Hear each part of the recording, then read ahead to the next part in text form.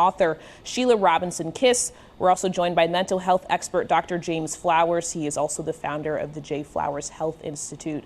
I just first want to thank you both for being here. I have navigated very tough news days with the both of you separately, so having you here together is really impactful for me. So I just want to first start with Dr. Flowers. We're trying to get over one tragedy in Buffalo, and even that is just narrowing it down too much, but it's just, I mean, barely a week apart.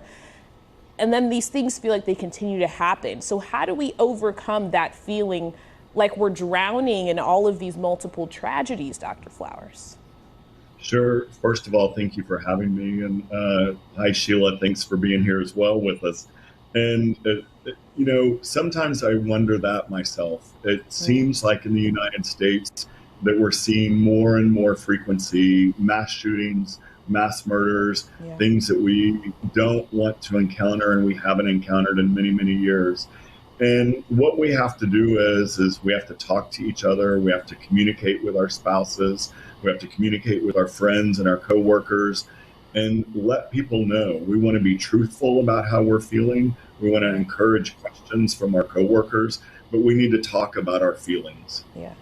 Sheila, I want to ask you, I know that you are a mom. Lots of parents went to bed last night, woke up this morning feeling anxious, upset, angry, scared. Everything is valid. How do you move forward? And I don't even mean tomorrow. I mean one foot in front of the other. How do parents move forward for themselves and their children? Thank you so much, Ashley, for having me back. And Dr. Flowers, wonderful to connect with you too. You know, I have to say, I sat with my daughter last night and we had a conversation. The first thing I want to say is it's so important, especially when we're talking about moving forward in a strong way with our children, modeling number one, that courage, and we want to give ourselves and our children credit for just the courage to get up, because it takes that today to go to school, to go to places where we're gathering. A third of Americans, you know, hold back from going certain places because they fear a mass shooting. So I think it's very important, as the doctor said, take by day. I literally call it, you know, just day tight compartments, because if you try to do too much too soon, it'll blow back on you, because it's like we can barely catch our breath before the next tragedy is coming. So I love the idea of also not assuming what your kids know. Give them a forum, you know, ask them, you know, how do you feel about this? Because they will talk once you open up that dialogue.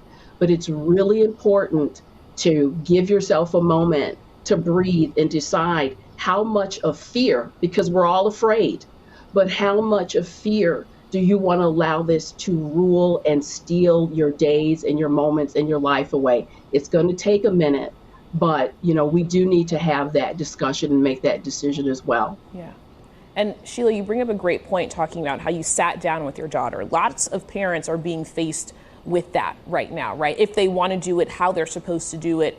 Dr. Flowers, how do you even begin to have that conversation as a parent? How do you make sure you're prepared to have that conversation? Yeah, you bet. And it's a tough, tough conversation that so many people, not only in the state of Texas and the city of Uvalde, but around the world are having today and tonight and last night with their children, because children are going to school and family or children's teachers are talking about this and they hear it. And then when they come home, they ask their parents questions. And I think the safest way to do it is to be open and honest and talk about your own fears as a parent and your own fears of the world and what's happening, but be truthful and communicate with your children, envelop them, let them know how much they're loved and cared for, and encourage them to talk to their friends and their colleagues or their friends and school teachers and counselors as well. Yeah. Sheila, in heavy moments like this, depending on who you are, you either want to be around a bunch of people because you don't want to hear your own thoughts, or you don't want to be alone. And so for people who know what they shouldn't be doing, because you know yourself better than anybody, how do you keep yourself from going to a place that you think could be not great for you, that you know is not going to be helpful, whether it's isolating or being around people unnecessarily? Well, I think one of the important things to remember with trauma like this and everyone is going to handle it differently. The word I'd like to highlight is permission, giving yourself permission to cope in healthy ways that make sense to you. If that is connecting with friends, I met with a group of youth earlier today, and they just needed to huddle together. They didn't attend school, they just needed to huddle together. And whereas a few of them said, you know what, this is great, I'm going to disconnect early because I just need to go within myself and do some journaling. I want to do some reflection. I want to have some prayer time.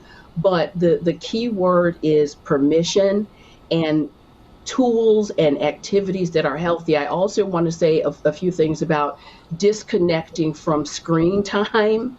The law of diminishing returns. After a while, we can only take so much, and it's not useful to you see one more scene, hear one more thing.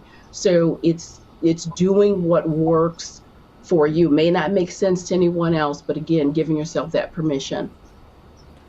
Dr. Flowers, I see you nodding your head there. I know that there are lots of people watching us right now who are functioning on the outside just fine, but they're on autopilot. They know that if they tap into their emotions about this, that they're just not going to be able to get through the day.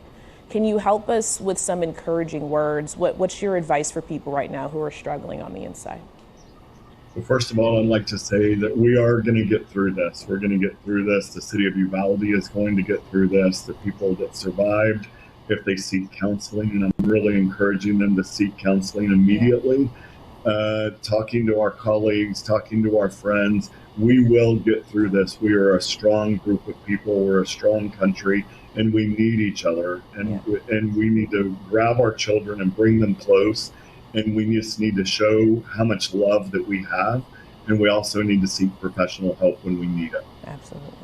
Sheila Robinson-Kiss, Dr. James Flowers, I appreciate the two of you more than you will ever realize. So thank you for taking the time to talk to us today. We appreciate your encouragement. Thank you. Thank you. Now, guys, remember, you are not alone. If you or someone you know is struggling and in need of help, please call the National Suicide Prevention Hotline. We have the number listed on your screen at 1-800-273-TALK.